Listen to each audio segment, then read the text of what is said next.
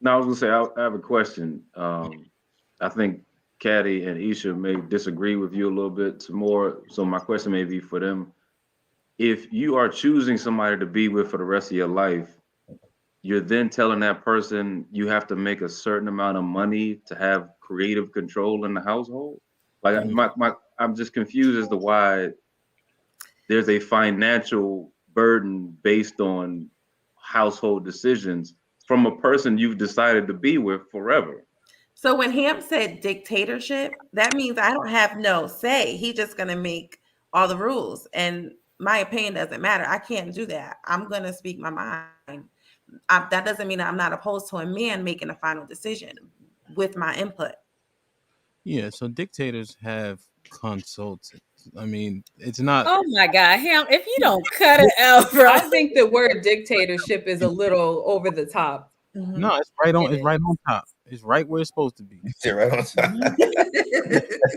Everybody has a consultant, right? Well, then, and if I'm his consultant, we're in another partnership. I'm just always confused as is. how women make this argument for the person that's supposed to be with for the rest of their life, but refuse to relinquish control.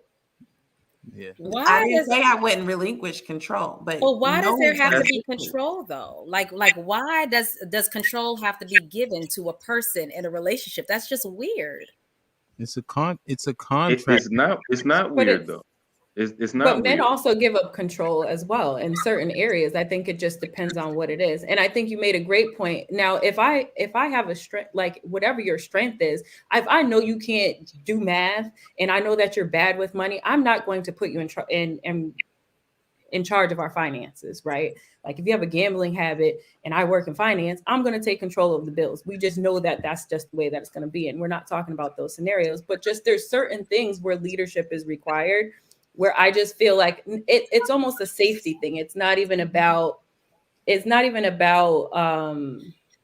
because you're still both giving your input. It's almost just, I don't know, it just feels like a safety thing in my experience. Yeah, I can't see the leadership construct absent of the financial aspect. So meaning in your scenario, Tamora, like if your husband is not financially savvy, has a gambling problem, what decisions is he making for the household that are smart if he's unable to make smart decisions on his own behalf because he has a gambling addiction? So to me, that means I need to make all of the decisions, especially as it relates to the bills in the household, whether it's life insurance policies, whether it's just the regular household bills, or whether it's just what we buy on a day-to-day basis, because you don't know how to manage money.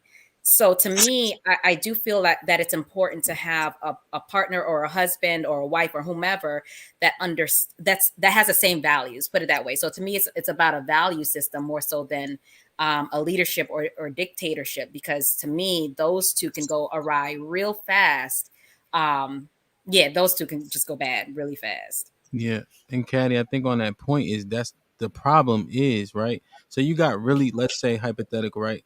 You got really, really pretty women, right? Attractive women. Oftentimes the leash is longer. They can get away with more. They get more things for free, right? Man got a lot of money. Women put up with more shit, right? So on and so forth. And that's the problem. You Yeah. marry in pockets, you need to marry a leader, right? So if you marry a leader, you shouldn't be dealing with him gambling, so he burning up the mortgage payment, right? Mhm. Like that's the problem, right? That's why I don't know if women even know what good men look like, right? Because if Hmm. the bag ain't big enough, he get dismissed, and now he can't run his house. Put him in the fucking bedroom. Get him out of here. You know, make no Yeah, well, I mean, that's to me, I don't care as much about how much someone makes as far as like, what they're bringing to the table financially. What I do care about is their financial management system and process. So you can make all the money in the world, but if you don't know how to manage your finances, you're still poor. So 100%. yeah, so to me, that's what's most important. And for a man to be able to have an understanding of financial management, whether he's making 30, 40, 50K a year, whatever, or 150, 200K a year, as long as he knows how to move with money, that's all I care about, absent of, you know, how much he's bringing home. So you don't believe that there's any other decisions made in the household that aren't Outside of financially based? Wait, say that again. You don't think there's any decisions made in the household that aren't financially based, like nothing else? Oh yeah, I mean there's a lot of decisions, you know, about kids, what to do in the household, vacations or whatever. But the thing is, though, finances drive a lot of the miscommunication issues in relationships, which is why, like, I'm focused on it, because there's typically a financial piece attached to miscommunications and issues within relationships and the construct of marriages. So I think that's typically the underlining basis of a lot of issues. Maybe, potentially, of course, but I mean, I think there's a lot of things that go on in a household that really don't have a lot to do with finances. That if you're using finances as like a control mechanism, Yeah. then it'd be difficult for you to relinquish any other control for any other subject, right? Like even if your finances are on point and everybody's managing everything well, but you feel like your partner's spending too much time away during an activity, out at brunches or out whatever, that's still a controlled decision. Like, hey, you've been hitting the mimosas a little too hard.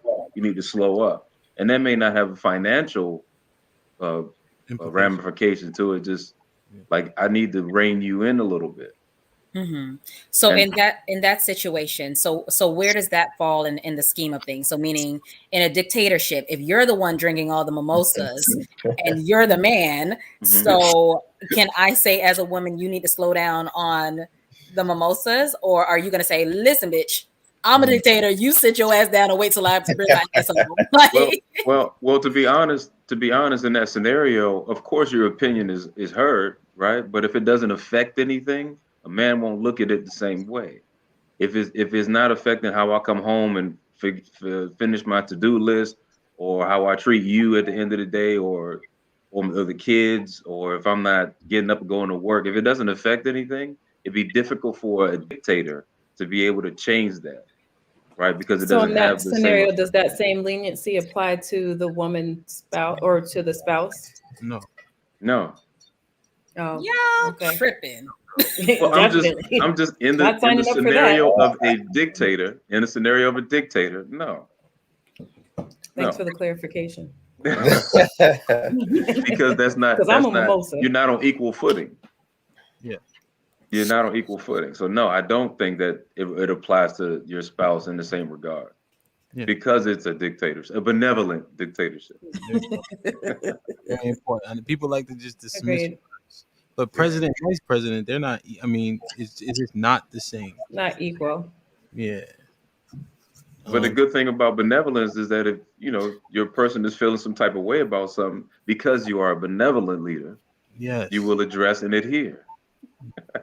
And here, well, you consider. Oh hell! What comes from it comes from it. You know. Yeah.